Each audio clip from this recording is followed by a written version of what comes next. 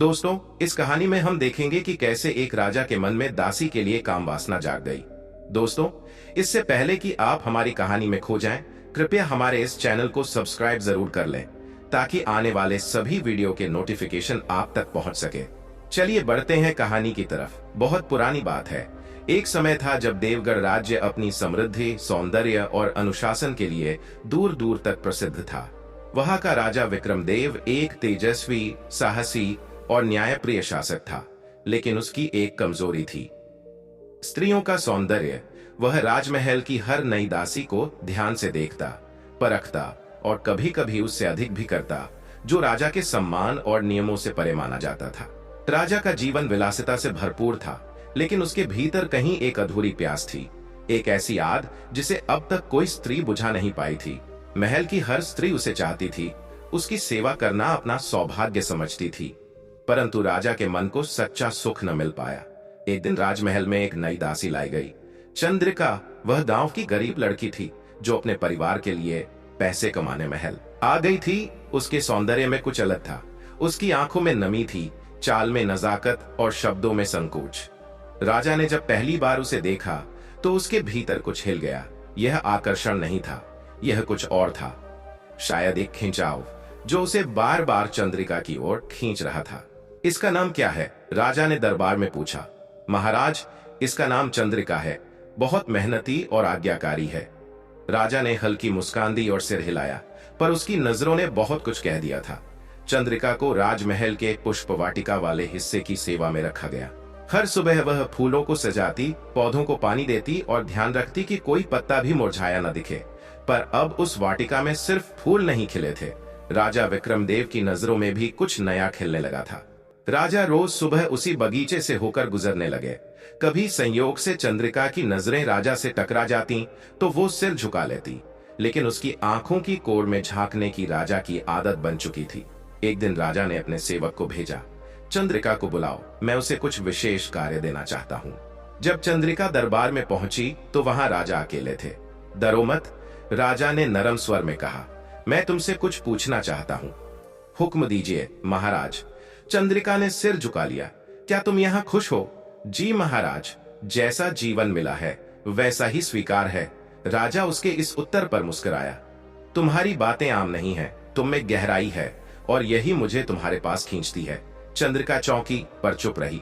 राजा ने धीरे धीरे कदम बढ़ाए और उसके करीब आकर कहा, मैं चाहता हूं कि तुम अब मेरी निजी सेवा में रहो।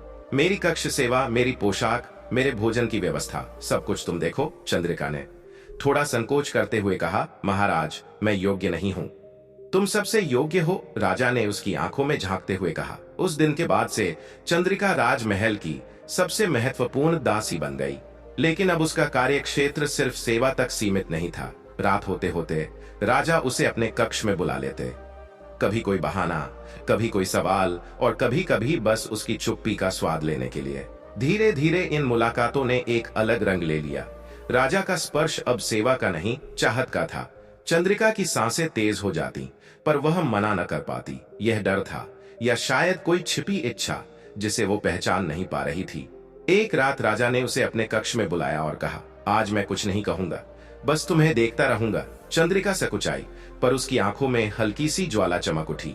राजा ने उसका हाथ थाम लिया और कहा, तुम्हारी देह नहीं, तुम्हारी आत्मा मुझे मोह रही है। उसने चंद्रिका की चोटी को अपने हाथों में लिया, उसकी गर्दन को हल्के से छुआ और धीमे स्वर में बोला, तुम्हारे भीतर जो अग्नि है उसे मैं बुझाना नहीं चाहता, मैं उसमें जलना चाहता हूँ। चंद्रिका की सांसें अब अस्थिर थीं। वह चाहती थी कि कुछ कहे, कुछ बोले, पर शब्द नहीं निकले। उस कमरे में अब सिर्फ दो धड़कनों की आवाज थी, एक राजा की, एक दासी की। और उस रात उनकी इच्छाओं की सीमा पहली बार लांघी गई। लेकिन क्या यह सब एक तरफा था? क्या चंद्रिका भी अब उस आग में जल रही थी, या सिर्फ आदेशों का पालन कर रही थी? क्या यह प्रेम था, या बस शारीरिक आकर्षण, या फिर राजा के जीवन में कोई और तूफान आने वाला था? राजा विक्रमदेव की आंखों में चंद्रिका के लिए अब सिर्फ लालसा नहीं, एक विचित्र आकर्षण पनप चुका था। दिन बीतते गए, लेकिन उनका साथ रातों तक बढ़ता चला गया। महल के गलियारों में धीरे धीरे फुसफुसाहटें होने लगी। राजा किसी दासी के मोह में पड़ गया है, अब रानी की जगह किसी और ने ले ली है। दासी अब सत्ता के सबसे करीब है। चंद्रिका अब महल की सामान्य दासी नहीं रही थी। वह हर उस स्थान पर दिखने लगी जहां केवल राज परिवार की उपस्थिति होती थी।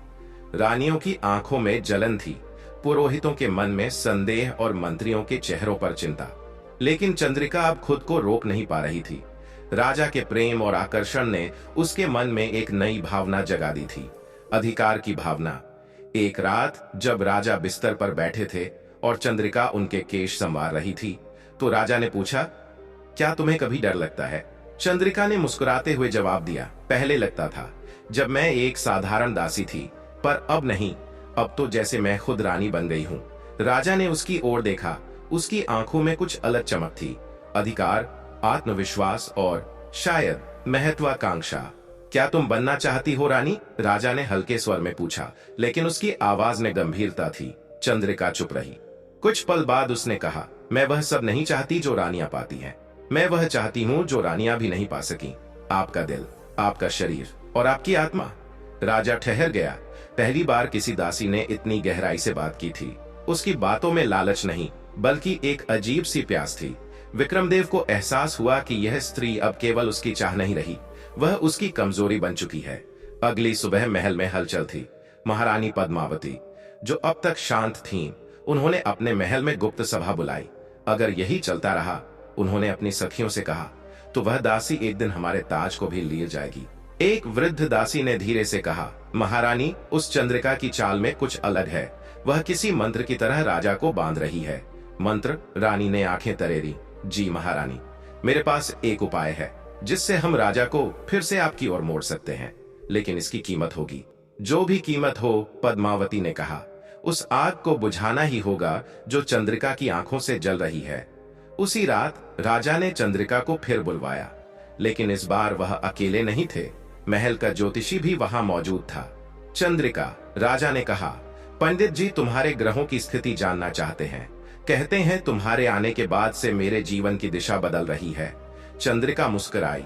अगर मेरी उपस्थिति आपके जीवन में कुछ अच्छा ला रही है, तो इससे बड़ा सौभाग्य और क्या होगा। पंडित ने चंद्रिका की हथेली ली और देखने लगा। फिर गहरी सांस लेकर बोला, राजन, यह स्त्री अत्यंत रहस्यमयी है। इसकी रेखाएं असामान्य है। इसके भाग्य में केवल सेवा नहीं, शासन भी लिखा है। राजा मुस्कुराए, पर चंद्रिका की आंखों में कुछ डर कौंध गया। क्या यह सब उसके लिए अच्छा संकेत था, या उसकी चाह की सजा शुरू हो चुकी थी? अगले दिन राजा ने दरबार में घोषणा की, आज से चंद्रिका मेरी मुख्य परिचारिका होगी। वह मेरी व्यक्तिगत सलाहकार भी होगी। कोई भी राजकीय निर्णय अब उससे साझा किया जाएगा। यह सुनते ही दरबार में सन्नाटा छा गया। मंत्रियों की भौहें तन गईं। रानी के महल में हाहाकार मच गया। लेकिन चंद्रिका शांत थी। उसकी आंखों में अब डर नहीं, बल्कि आग थी। वह आग जो सबको झुलसा सकती थी। पर क्या यह आग उसे खुद भी नहीं जलाएगी? रात को जब चंद्रिका ने राजा के गले में बाहें डाली, तो वह बोली, अब मैं तुम्हारी नहीं, तुम्हारी सत्ता की भी रक्षक हूँ। मुझे अब कोई नहीं हटा सकता। कोई नहीं? राजा ने उसकी पीठ पर हाथ फिराते हुए कहा, तुम अब केवल मेरी दासी नहीं, मेरी आग बन चुकी हो, और मैं उसी में जलना चाहता हूँ। लेकिन वह नहीं जानता था कि महल के कोने कोने में अब चंद्रिका के खिलाफ एक साजिश जन्म ले चुकी थी। रानी, पुरोहित और सेनापति तीनों अब एक ही दिशा में सोच रहे थे। उसे हटाना होगा, इससे पहले कि वह हमें मिटा दे। राजमहल के भीतर अब दो सत्ता चल रही थी। एक राजा विक्रमदेव की, जो वर्षों से शासन करता आ रहा था, और दूसरी चंद्रिका की, जिसने केवल कुछ ही महीनों में सभी का ध्यान, भय और ईर्ष्या जीत ली थी। वह अब केवल राजा की दासी नहीं रही थी, वह उसकी परछाई बन चुकी थी। उसकी सोच, उसकी इच्छाएं, और अब तो उसके निर्णय भी चंद्रिका से होकर गुजरते थे। महारानी पद्मावती ने महसूस किया कि अब यदि कुछ न किया गया, तो चंद्रिका उन्हें महल से बाहर कर देगी। रानी होते हुए भी उनकी स्थिति एक सजीव प्रतिमा सी हो गई थी। उन्होंने सेनापति वीरभद्र और पुरोहित सोमगिरी से गुप्त मंत्रणा की। एक दासी यदि राजा के दिल पर राज करने लगे, तो वह राज्य को खा जाती है, पुरोहित ने कहा, और यदि वह रानी बन गई, तो हम सबका अंत निश्चित है, सेनापति ने जोड़ा। एक रात चंद्रिका अपने कक्ष में अकेली बैठी थी, जब पुरोहित सोमगिरी वहां पहुंचे। चंद्रिका, उन्होंने कहा, राजा तुम्हारे प्रभाव में है, पर तुम्हारे लिए यह मार्ग सरल नहीं।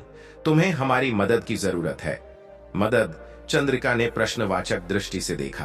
रानी और उनके गुट ने तुम्हारे खिलाफ साजिश रच ली है। वे तुम्हें विष देकर समाप्त करना चाहते हैं। चंद्रिका ने गहरी सांस ली। मुझे उनका डर नहीं, लेकिन अगर यही चलन रहा तो इस राज्य की आत्मा मर जाएगी। उस रात चंद्रिका ने निर्णय लिया, जो आग उसने भड़काई थी उसे वह खुद बुझाएगी। अगले दिन वह राजा से मिलने पहुंची। राजा, जो उसे देख हमेशा मुस्कुराते थे, आज चिंतित दिखे। तुम्हारे खिलाफ साजिशें चल रही हैं, राजा ने कहा। महाराज, चंद्रिका ने शांत स्वर में कहा, मैं अब और कुछ नहीं चाहती, न रानी बनना, न सत्ता, न ही आपके कक्ष की सेवा। क्या? पर क्यों? राजा हक्का बक्का रह गया। क्योंकि मैं अब समझ चुकी हूं, मैं आपकी इच्छा थी, प्रेम नहीं। और किसी की इच्छा जब अधिकार बन जाए तो वह स्वाभिमान को मार देती है। मैं अपने स्वाभिमान को मरने नहीं दूंगी। राजा चुप था। ये वही स्त्री थी जिसने उसे मोह के बंधन में बांधा था, और आज वही स्त्री इन बंधनों को तोड़ रही थी। मैं जा रही हूं महाराज, चंद्रिका ने आंखें भरकर कहा। लेकिन एक बात कहूं, राजा ने चुपचाप सिर हिलाया। आपकी वासना कभी शांत नहीं होगी, क्योंकि आप प्रेम करना नहीं जानते। आपने मेरे शरीर को चाहा, मेरी आत्मा को नहीं। अब वह आत्मा आजाद होना चाहती है। चंद्रिका ने महल छोड़ दिया। न कोई विदाई, न कोई शोर, बस एक सन्नाटा जो राजा के हृदय में स्थायी रूप से बैठ गया। 3 माह बाद देवगढ़ का राजा अब अक्सर अकेले रहता। दरबार चलता था, निर्णय होते थे, लेकिन उसकी आंखों में अब वही चमक नहीं थी। रानियां लौट आईं, चंद्रिका का नाम महल से मिटा दिया गया, पर राजा के हृदय से नहीं। एक दिन पुराने पुष्पवाटिका में टहलते हुए राजा ने एक पौधा देखा, सूखा हुआ, मुरझाया हुआ। यह वही पौधा था जिसे चंद्रिका रोज पानी देती थी। राजा घुटनों के बल बैठ गया। उसकी आंखों से आंसू छलक पड़े। तू जीत गई चंद्रिका, तूने मेरे भीतर वो खालीपन भर दिया जिसे अब कोई नहीं भर सकता। उस दिन राजा विक्रमदेव ने दरबार में घोषणा की, आज से देवगढ़ में कोई स्त्री दासी नहीं कहलाएगी। हर स्त्री को वही सम्मान मिलेगा जो एक पुरुष को है, क्योंकि एक स्त्री ने मुझे सिखाया है प्रेम, त्याग और आत्मा की आग क्या होती है। चंद्रिका कहाँ गई किसी को नहीं पता, पर कहते हैं वह किसी आश्रम में साध्वी बनकर रहने लगी थी, जहां वह स्त्रियों को आत्मसम्मान और आत्मनिर्भरता सिखाती थी। और राजा विक्रमदेव, वह अब भी हर रात उसी बगीचे में बैठता था, जहां कभी एक दासी ने उसकी देह नहीं, उसकी आत्मा को छुआ था। मित्रों, हमारी आज की कहानी यहीं समाप्त होती है। हमें उम्मीद है कि आपको यह कहानी पसंद आई होगी। अगर कहानी ने आपके दिल को छू लिया हो तो कृपया इस वीडियो को लाइक करें और हमारे चैनल को सब्सक्राइब करना न भूलें। हम फिर मिलेंगे एक नई कहानी के साथ। तब तक के लिए नमस्कार।